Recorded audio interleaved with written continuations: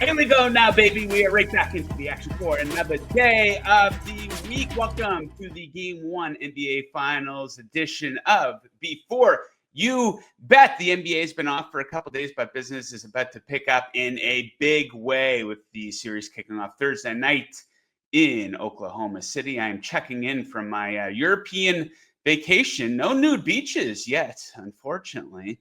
But money doesn't sleep, money doesn't rest. We're looking to make some money here on Game 1 and the series as a whole. Joining me to break down our best bets for Game 1 and take a look at the series as a whole, our NBA betting expert, John Mellor. John, how you making out? Are you over there scouting for the NBA draft? That's what's happening. You're across the pond there. I am. We watched a group called the Dunking Devils from Slovenia. Yeah. Seriously, if you follow me on Instagram, they put on a little acrobatic show for us there last night. It was kind of entertaining. I think that's more unique to Europe than it is in North America, where we see something like that at every single halftime show. But okay, so we've been off for a couple days here with the NBA. Maybe not the casual appeal. We've been all over this for this NBA Finals, but I think if you're a fan of the sport of basketball, I think this is a fantastic series. So let's get right into our best bets here, John. I'm going to get us started. My best bet for Game 1. I've been all over totals in the playoffs. You're having some success. We're going to stay on that train. I'm going to go with the team total. I'm going to go with the OKC Thunder team total over 120.5. And I am going old school here with some written notes. So let's get into it. This is a team that has a very high ceiling for scoring, especially on their home court. They're averaging 123.3 points per game at home in these playoffs. An offensive rating of 121.8. That might be completely foreign to you. What does that mean? Well, that's actually a tick higher than their regular season number, and they rank number 1 in offensive rating on their home court during the regular season. The Pacers play at a much faster pace than their most recent opponent, the Minnesota Timberwolves.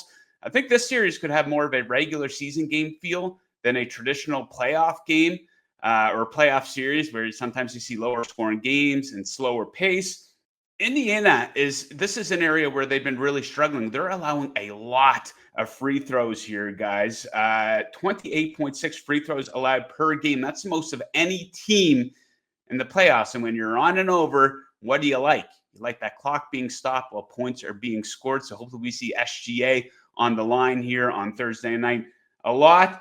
And worth mentioning, they dropped 132 on them in their most recent meeting in OKC in March. Maybe not worth a lot, but I do think it is worth something. So that is my best bet here for Game 1 of the NBA Finals. John, SGA, a lot of people are going to be on his points here for Game 1, and that includes you. Yeah, hopefully he is at the free throw line a lot, because I actually like the over 33.5 points, minus 112. It looks like a massive number. I mean, for any player, 33.5, it looks like a lot. SGA, you can look at the Wolves series. He's went over, I think, 35, 3 of the games there in that series. I just really think it's NBA Finals. You know, the minutes should be there. Even though it is a 9-point spread, you'd be concerned about the blowout potentially reducing his minutes. But that just shouldn't be the case. There's so many days between games in the NBA Finals. And the Pacers, how many times have they come back in these playoffs to win a game? So even if the Thunder are up 20, you really think they're going to pull SGA out of the game? He's also someone who just relentlessly shoots the ball because that's his role. And to put pressure on the defense, even if he's covered, like you saw games against the Wolves, he's like 13 for 30. He's going to go out and score. The Pacers also just aren't really a team that will help a lot. They kind of just put the pressure on Nembhard and Nesmith. You're really good defenders. Go guard him one-on-one. If he scores 40, he scores 40. That's kind of how they guard most superstars. You do see some good defensive teams do that. So at 33.5, I think it actually is a little too low, which is kind of crazy to say. So I'm going to play the over. Okay, John, we call you the ass man for a reason. It is because assist props are your bread and butter, and you have one for Game 1. Who are we looking at here? So I'm going to go Andrew Nembhard over 4.5 assists. Sitting about even money now. It did open like plus 120. I still think you have a really good edge, even at even money. It's really hard to ignore the fact that when they played the Thunder 2 times in the regular season, Andrew Nembhard led the Pacers in potential assists at 15.5. Tyrese Halliburton was only 11.5. That's way different than what you saw against the Knicks. It makes a ton of sense, too. You think of the matchups. They're going to put Alex Caruso, Cason Wallace, Lou Dort. They are going to put so much attention on Tyrese Halliburton. The Pacers are going to need someone else to create because he is not going to be able to go head-to-head against those defenders the entire series. That swings to Nembhard. You saw it in the regular season. I think he's the one who will step up. I also really love you had an edge on this number with Nemhard playing 32 minutes. I think that's kind of low because he's going to be the primary defender on SGA and they're going to need him to create offense. So I feel like he could probably play like more like 35, 36. So the fact that you have a solid edge at 32, love the over for his assist prop. Okay, John, we need a big bet for the big game. You've been cooking up these SGPs for us throughout the playoffs. You've had a couple nice hits, and of course, you have one for game one. What have you got cooked up for us? So I'm going to play the alt on SGA. I'm going to go 35 plus points section. I mean, it's not that far off from the 33.5. I'm going to lay the 9 with the Thunder. I know it's a big spread. A lot of people like the Pacers because, they've shown they've won a bunch of games on the road as huge dogs. I feel like it's a little light on the Thunder. They are just really that good. You've seen them win a bunch of games by 30 at home. And a pair SGA with Alex Caruso, 4+ assists. That's an alt for Alex Caruso on the assist prop. You just look at who's SGA is converting assists for. In the playoffs, he's converted 10 for Jalen Williams, which seems obvious. But the next guy is Alex Caruso. He's converted 8 assists for Alex Caruso. So the fact that it's an SGP, it's all or nothing. I'm going to put those two guys together and plus 850 for the SGP for game one. Oh, baby. Okay, I like that. Okay, so let's take a quick look at the series as a whole. Most people think that OKC is going to win. If you're taking their money line from game to game, you're going to pay a hefty price for that. I think people are undervaluing the Pacers here just a little bit, and I don't mind the odds on OKC to win in 6. You can get that at plus 375. I could see OKC winning game one, maybe a bit of a surprise. Pacers might pull off an upset in game 2. Then maybe they split both games in Indiana.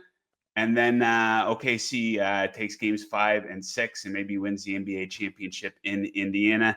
I think it's worth a shot at plus 375. What do you think of that bet, John? I'm guessing you're picking OKC to win the series here. Yeah, I think OKC will win. I think it'll be 5. If it's 6, I think it's like an easy 6 where I don't think you ever felt like they were going to lose a series. Like it's not like they're down 2-0 or 2-1 and you're like, whoa, are they still going to win this? I think it'd be like an easy 6, probably 5 for the Thunder. I just really, people are going to say like the TV ratings, it's not, they're worried about the small market teams. It's actually going to be a great series for betting because both teams play 10 guys. So it's not like it's an NBA finals where it's like, hey, we know this starting 5 is going to play a ton of minutes and this starting 5 is going to play a ton of minutes. And we don't really, the props get easy to price at that point. You're going to see both coaching staffs, they play chess. They're not afraid to pull one guy out of the starting lineup and mix it up and try different things. So from like a player prop standpoint, this is actually going to be a very fun NBA finals for betting. One futures market that caught my eye there was Tyrese Halliburton, most 3-pointers made for the series.